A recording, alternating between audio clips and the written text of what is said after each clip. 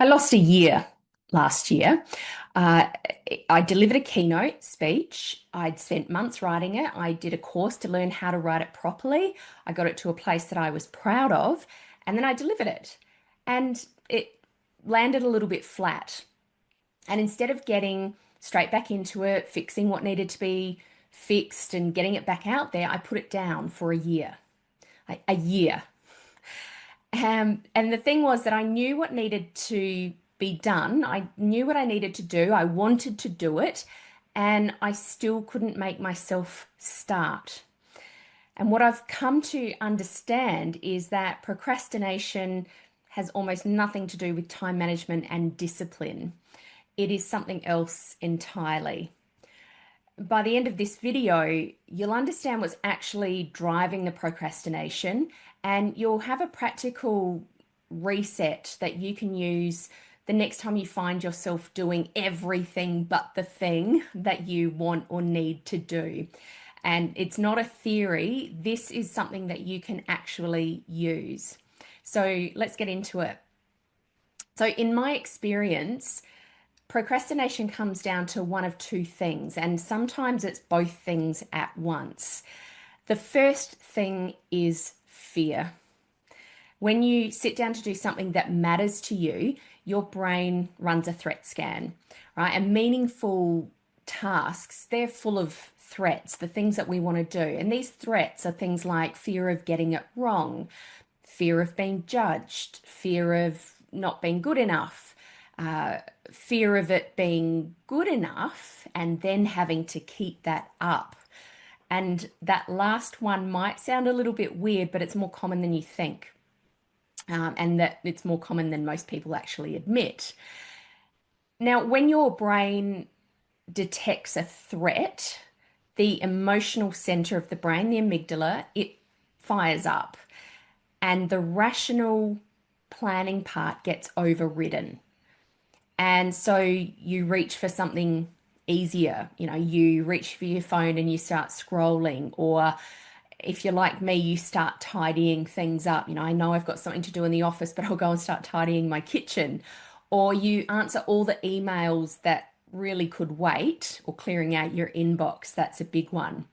So what it feels like from the outside is that you're being lazy, and that's actually often what we tell ourselves. I hear people say that a lot. I'm just lazy. Um, and we'll even tell other people that. And that doesn't help either. But from the inside, what it's feeling like is resistance.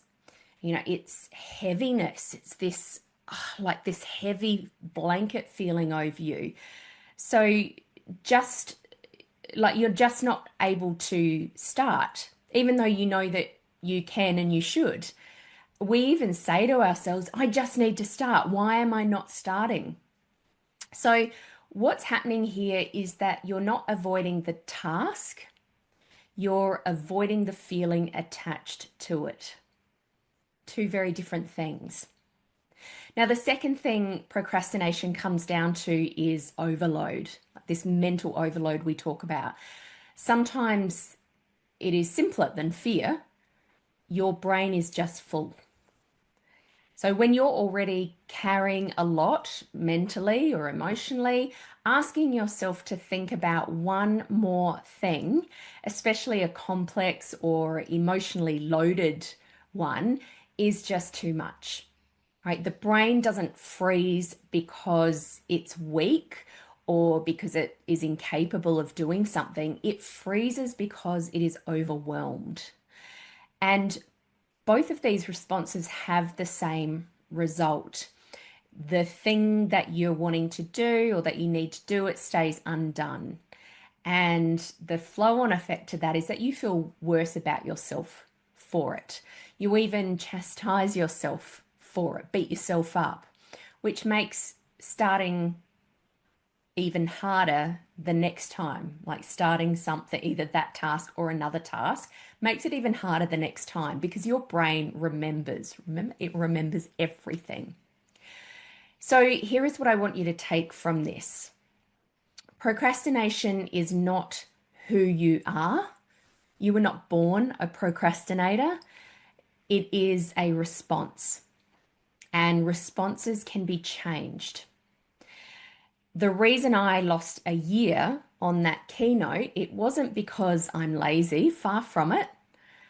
It was that delivering it and having it land flat again felt exposing. I felt like I would be exposed. I felt vulnerable, which feels really uncomfortable, unsafe even for someone who is a coach. And I guess it really poked at something that I didn't want to look at too closely. So my brain decided that not touching it for a year was safer than finding out what it would mean if I tried again and it still didn't work. And once I came to terms with that, I stopped being angry at myself for avoiding it, which I had been, and I could actually do something about it. So, what do? Well, step one is you figure out what's actually stopping you.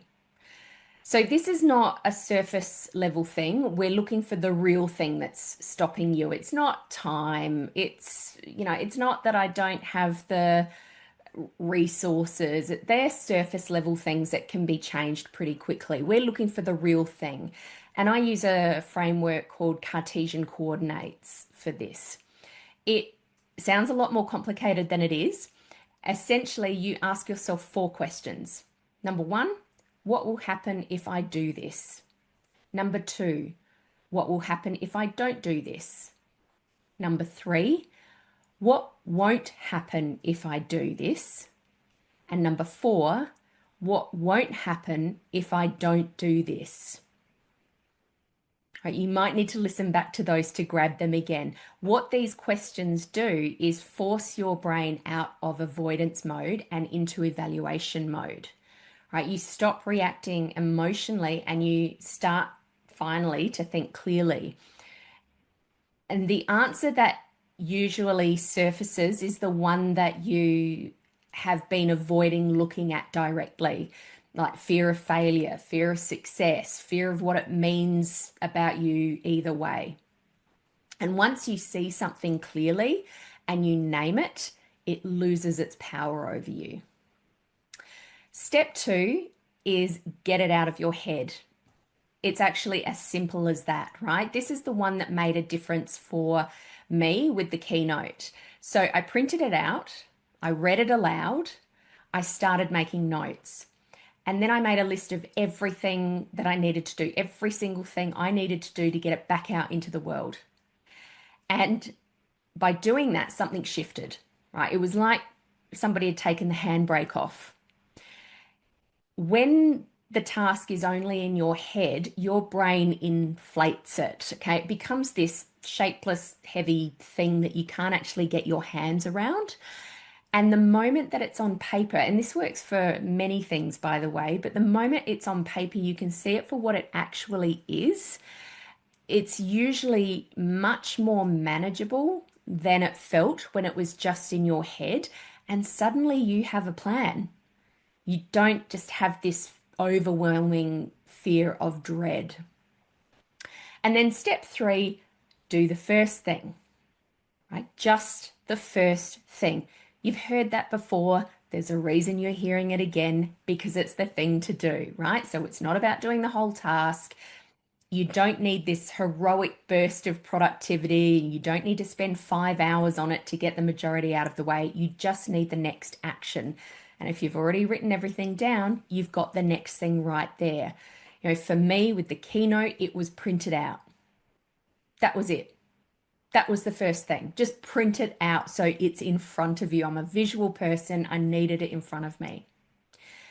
And here's what most people get backwards, right? They wait to feel ready before they act. But that's not actually how momentum works. I want you to think about riding a bike to illustrate this point. Getting started on your bike, that's what takes the most effort, right? You're on your bike, you push off from the ground, that first rotation of the pedal to go round, that's hard, especially if you're in the wrong gear, right? If you're in the wrong gear, you're going to find it really hard to get that first rotation around. You've got to find your balance, all right? But once you're moving on the bike and you're pedaling, you barely have to think about it. It becomes a lot easier because you've got momentum, right? Taking action on anything works the same way. So you don't wait until you're ready. You push off, and might be a little bit difficult to begin with, the first or the second thing, but momentum will carry you from there.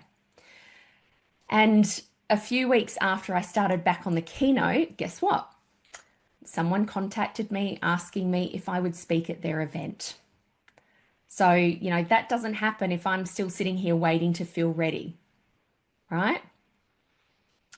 And there's one more thing before I wrap up, and because this is small, it might seem small, but it actually matters. It's actually quite a big thing. I want you to pay attention to how you talk about the thing that you're avoiding.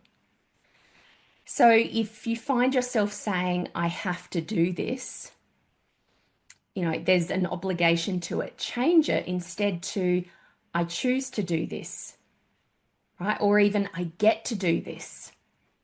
It sounds like a minor tweak, but language shapes the story that we tell ourselves, right? Shapes what we're telling ourselves in our mind, and the story you tell yourself shapes what you do next.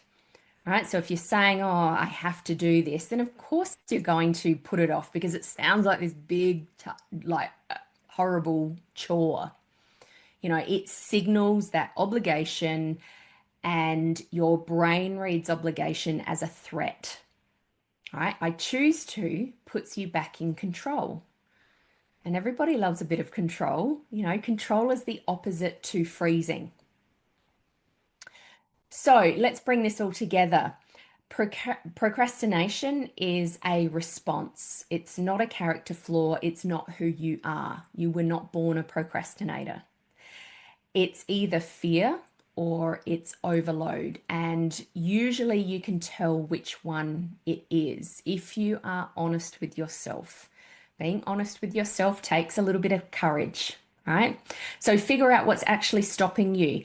Get it out of your head and onto paper and do the first thing. And watch what happens, right? You'll get that momentum. And if this is resonating for you, I'd like to invite you to something. So I'm hosting a free live masterclass called You Know Better. So why can't you do better in the moment? This is something I hear from a lot of people. It's for high-performing women who know what to do and still they can't seem to do it in the moment when they're under pressure and when it counts. So we go deeper than insight in this. We get into why the knowing these things isn't actually translating and what actually changes that. And the link to register for that masterclass is in the description below. So I'd love to see you there. That's all for now. My name is Rebekah King. Remember, when you change your mind, you change your life. I'll see you in the next video.